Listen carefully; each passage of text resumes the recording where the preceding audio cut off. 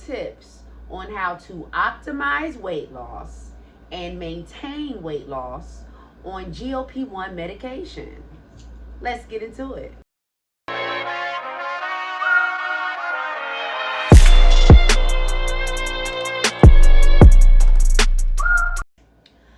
What up, y'all? It's your girl, Jasmine Nicole, and welcome to Weight with Jazz, a safe space for the obese, the overweight, those who want to lose weight, and myself to share our weight journeys and a little bit of my life too.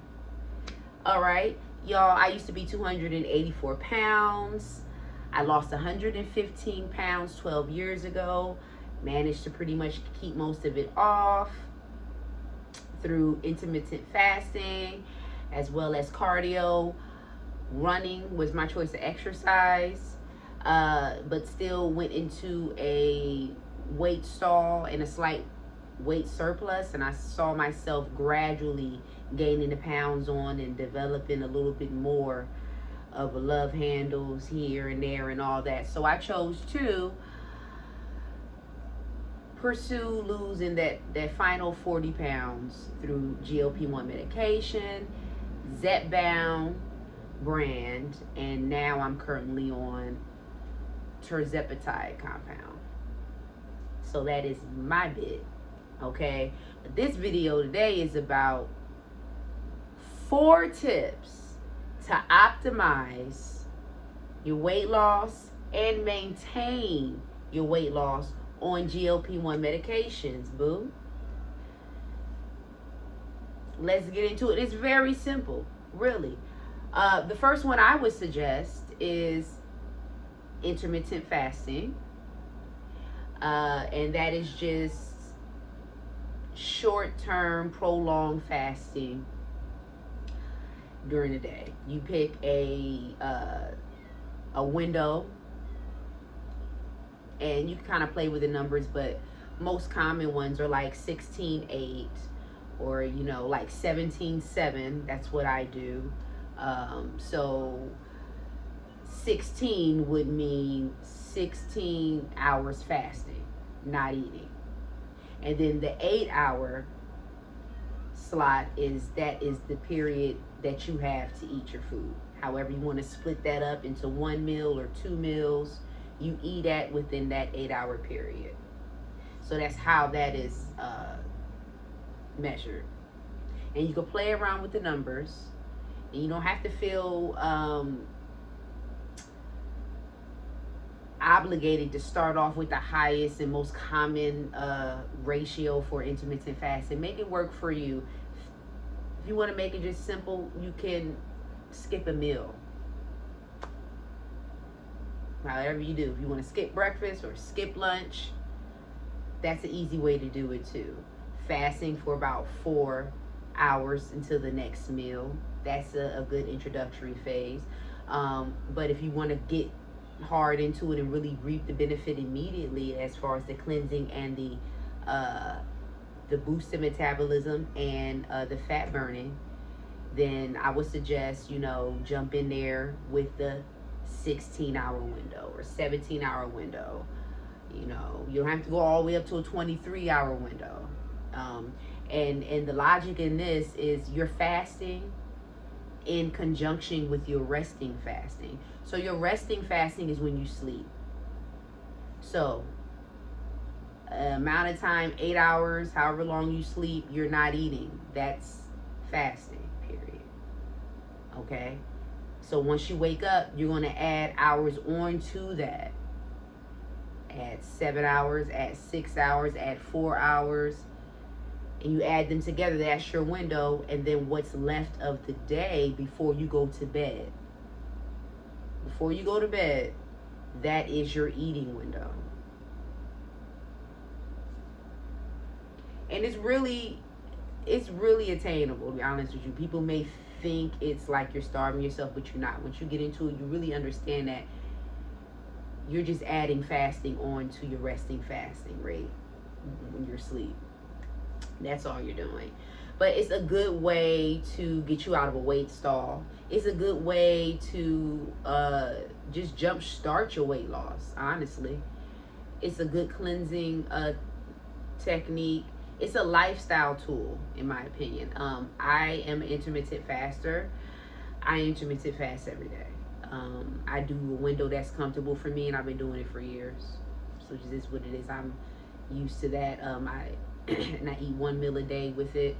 I used, play with 2 meal a days, but it just, depends. But typically I'm 1 meal a day.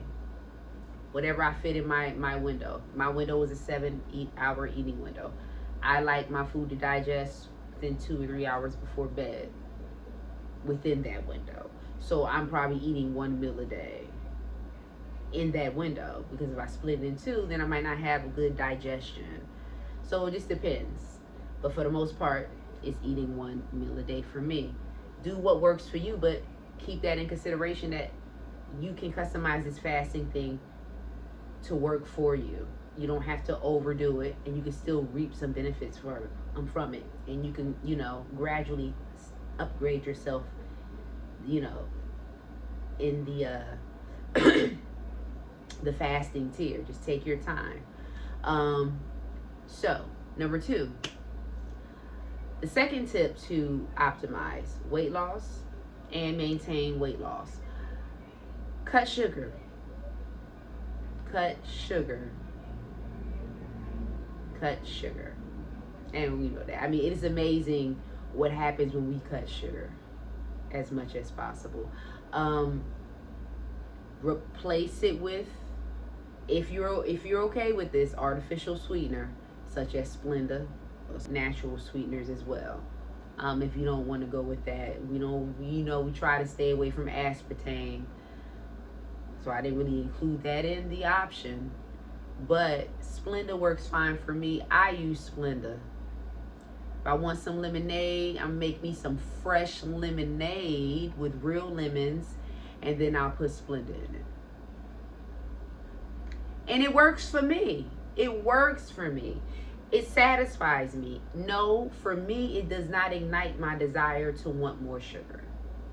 And I know that is, I believe, a study that's going on that relays that you will actually want to eat more sweet food and carb heavy food if you drink or eat artificial sweetener products. I mean, maybe that's the case for some people, but I don't sit here and inhale 17 Coke Zeros in a day. You see what I'm saying? No, but if I want a ginger ale zero, which I just got in my refrigerator waiting for me, I'm gonna tear it up. I could have one a day and be fine, okay? And it satisfies me, and I have no calories from it. Or it may be 10 calories in that can, but I have no carbs from it. There's no sugar. And I have the satisfaction of a soda if I want a soda. Also, sparkling water of varied flavors if you want the flavors, or just plain. I love sparkling water, and a good quality sparkling water. That's my go-to. I don't even, Kool-Aid, no, I don't do.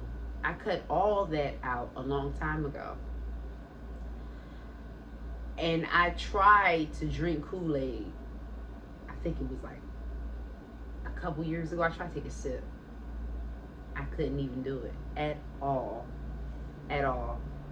I could not take the artificial taste of the mix. I couldn't take the sweetness. I couldn't take any of it. I just couldn't take it. So I easily cut all that out, and I got used to and conditioned to drink drinks with 0 calories, flavored drinks with 0 calories, and I'm okay with it. And that helps me maintain and lose weight. There we go. Number 3, excuse me, y'all. Low carb eating. Low carb eating will optimize your weight loss, and it will maintain your weight loss. You have the keto option, or you can just do low carb. Keto is more excessive. You really are trying to burn the fat and not burn the carbs as glucose or sugar. You don't want that option there. You don't want to give the body two options to burn. You just want the body to have the one option, and that's the fat source, which is why you lose weight much faster. By cutting the carbs or extremely limiting the carb source out, the body only burns off of fat. But with that carb source heavy in play there, it's going to gravitate towards burning that glucose off and storing the fat, because they ain't got enough time and energy to get to the fat. It's full. It's full from that already. It's energized. So that's really effective weight loss, really. With or without medication, all right? Keto will get the weight off, but a lot of people can't sustain keto once they get off of keto.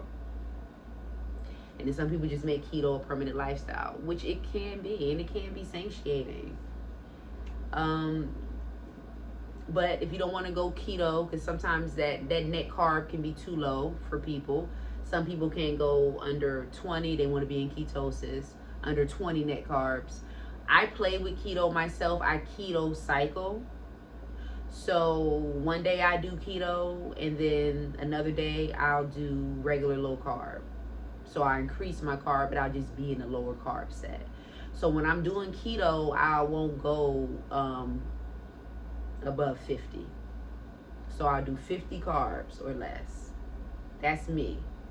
Okay, and people have claimed to be in ketosis with that, and I feel like I got great benefits with that 50 carbs, so I'm fine.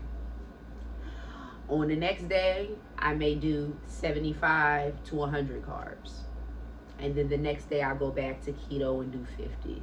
Sometimes I might do lower, just also depends on what I feel like consuming. You know what I'm saying? Sometimes it may be 30 carbs. But either way, I benefit from both sets. Doing keto and low carb. I maintain. And I feel satiated on keto and low carb. But I have more options on just, I would say, being low carb, increasing my carbs to 100. I have more options. I'm a little bit more limited on my keto days because I cut that in half.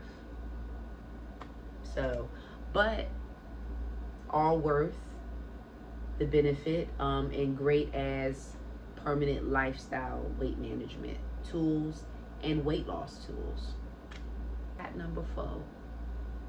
I forgot number 4. Give me a second.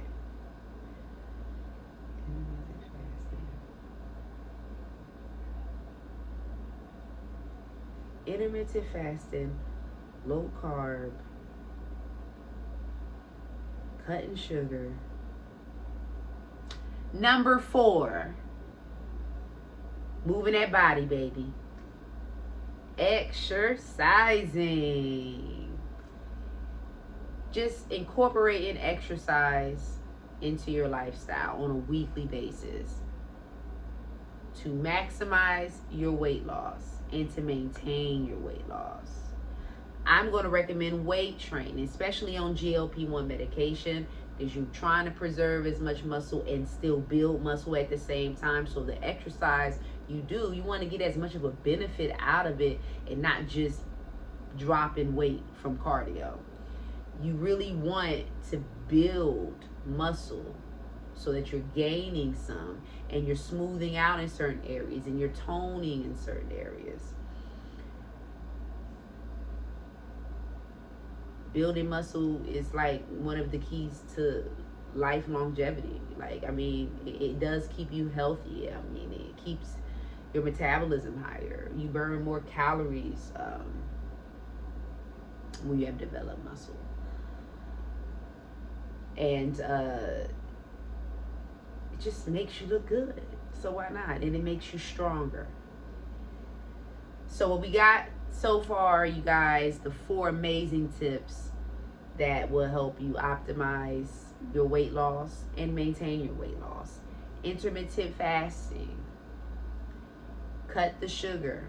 Replace it with artificial sweeteners or natural replacement sweeteners, or don't replace it at all. Just go without, but cut the sugar. Low carb, keto cycle. Do keto one day and do a higher carb level the next day. Or, do keto if you just want to do keto, or just be low carb in general. That's fine too. But be low carb. 4, exercise. Specifically, weight train on this medication. Weight train. I would encourage weight training even if you're not on GLP-1 medication. Just weight training. It's amazing.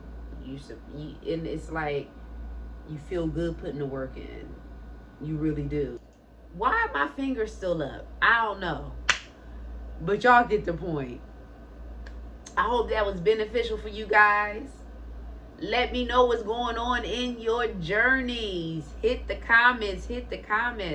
I want to know. Share. I hope you're doing great, and I hope you're achieving the goals you want to achieve. And even if you're not, don't be somber. Stay focused. Stay on this journey, because it may give some fluctuations. But as long as you can get back on track, that's what's important. Everybody is subject to a weight relapse in some way. Nobody's perfect. And we just really trying to figure this weight thing out anyway, y'all. All right? So I'm going to get at y'all the next video. Be real, boo.